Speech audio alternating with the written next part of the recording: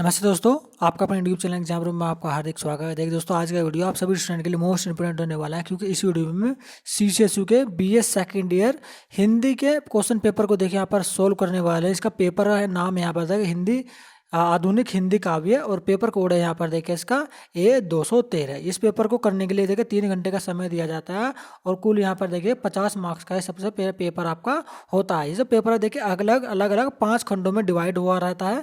तो सबसे पहले खंड यहाँ पर खंड है, जिसमें आपके 10 लघु उत्तरीय प्रश्न पूछे जाते हैं, और ये 4 यहाँ पर आपके 20 मार्क्स के यहाँ पर ये होते हैं। यदि आप 1 प्रश्न का उत्तर देंगे तो 2 मार्क्स यहाँ पर आपको मिल जाएंगे। तो सबसे पहला क्वेश्चन देखिए आपके स्क्रीन पर ये रहा कि मैत्री शरण गुप्त की किन्हीं 2 महाकाव्य के नाम लिखिए। तो कवि मैत्री शरण गुप्त ने काफी महाकाव्य लिखे हैं, उनमें से केवल 2 के नाम आपको यहाँ पर लिखने पड़ेंगे, जिसके लिए आपको 2 मार्क्स यहाँ पर आपको मिल जाएंगे। नेक्स्ट क्वेश्चन पूछा गया था कि अरुण यह मधुमेह देश हमारा गीत किस रचनाकार के किस नाटक में संकलित है, तो इसके बारे में आपको बताना है। और नेक्स्ट क्वेश्चन पूछा गया था, देखिए सरोजनी स्मृति गीत के रचनाकार का नाम लिखते हुए उनके काव्य सौंदर्य पर प्रकाश डालिए। तो ये भी आपका क्वेश्चन इंपोर्टेंट है। दूसरा देखिए नौका विहार से क्वेश्चन पूछा गया था 2 नंबर में, नौका विहार कविता के रचनाकार का नाम लिखते हुए उनके 2 काव्य कृतियों का नाम लिखिए। देखिए दोस्तों, यदि आप इस पूरे पेपर को अच्छे से एक बार देख लेंगे, अगर इस पेपर को आधार मानकर भी देखिए अब आप अपनी तैयारी करेंगे, तो पासिंग मार्क्स तो देखिए आप ऐसे ही आराम से ले आएंगे। और यदि आप डीपली थोड़ा नॉलेज और ले लेंगे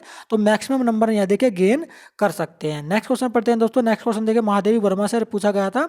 तो इसमें लिखा है कि महादेवी वर्मा की कविता में गीति तत्व की प्रधानता है, इस कथन पर संक्षिप्त प्रकाश डालिए। और नेक्स्ट क्वेश्चन पूछे राजश्री से पूछा गया था। देखिए राजश्री अभिनंदन कविता में कवि ने किसका अभिनंदन किया है, तो इसके बारे में आपको बताना है।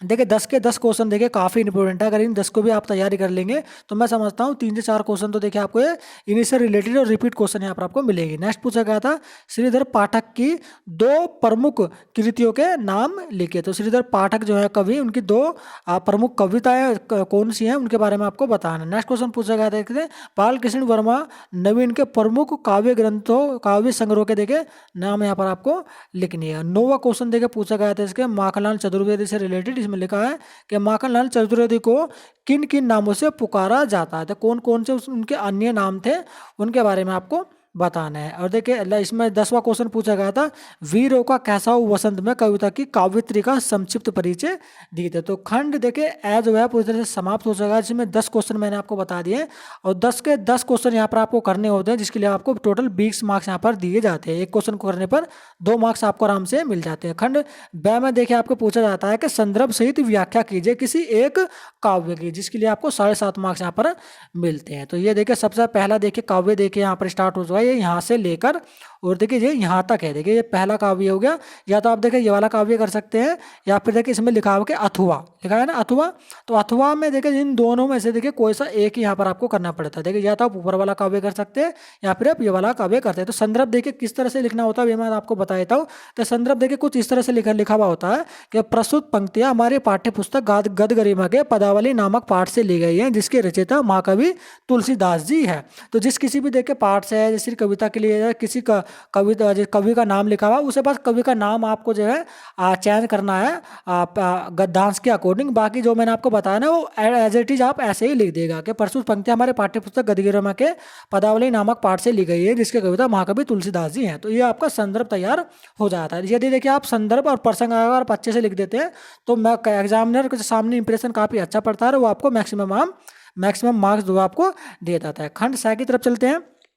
तो खंड स में भी देखिए आपका सप्रसंग सिद्ध व्याख्या आपको करनी है, जिसमें आपके 2 काव्य दिए होते हैं, 2 में से कोई सा एक ही काव्य यहाँ पर आपको करना होता है। तो सबसे पहला काव्य देखिए ये रहा आपकी स्क्रीन पर, देखिए ये यहाँ से लेकर यहाँ तक देखिए पहला काव्य, इसमें देखिए अथवा के बाद फिर आपका ये दूसरा काव्य स्टार्ट हो जाता है। तो दोनों में से देखिए कोई एक ही काव्य की संदर्भ सहित व्याख्या आपको करनी होती है। और संदर्भ देखिए किस तरह से आपको लिखना है अपने एग्जाम में कॉपी में, तो वो मैंने आपको बता दिया। अब देखिए खंड द स्टार्ट होगा, जिसमें आपके विस्तृत उत्तर प्रश्न यहाँ पर आपसे पूछे जाते हैं। इसके लिए भी यहाँ पर देखिए 7.5 मार्क्स आपको दिए जाते हैं। देखिए खड़े दय में 2 क्वेश्चन पूछे गए हैं, 2 में से किसी एक का ही आंसर आपको देना है।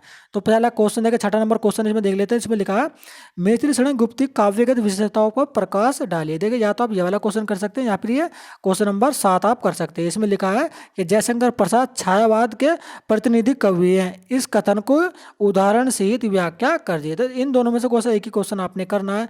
और उसके बाद ये क्वेश्चन की तरफ यहाँ पर इनमें भी देखिए आपके 2 क्वेश्चन पूछे गए हैं, दोनों में से क्वेश्चन एक ही यहाँ पर आपको करना है। तो 8वां क्वेश्चन महादेवी वर्मा से रिलेटेड है। तो इसमें लिखा हुआ है कि महादेवी वर्मा विरह वेदने की काव्यत्री हैं, इस कथन की समीक्षा कीजिए। तो 8वें में या तो आप 8वां क्वेश्चन कर सकते हैं या फिर आप ये वाला निराला से रिलेटेड जो है ये वाला क्वेश्चन करते हैं। 9वें क्वेश्चन में लिखा हुआ है निराला क्रांतिकारी कवि है, इस कथन की समीक्षा कीजिए। तो ये देखिए पेपर हो चुका है आपका पूरी तरह से समाप्त। 50 के 50 नंबर का पेपर देखिए मैंने आपको बताया था कि पेपर का पैटर्न देखिए आपके किस तरह से पूछा था। पेपर आपका खंडों में बटा हुआ होता है।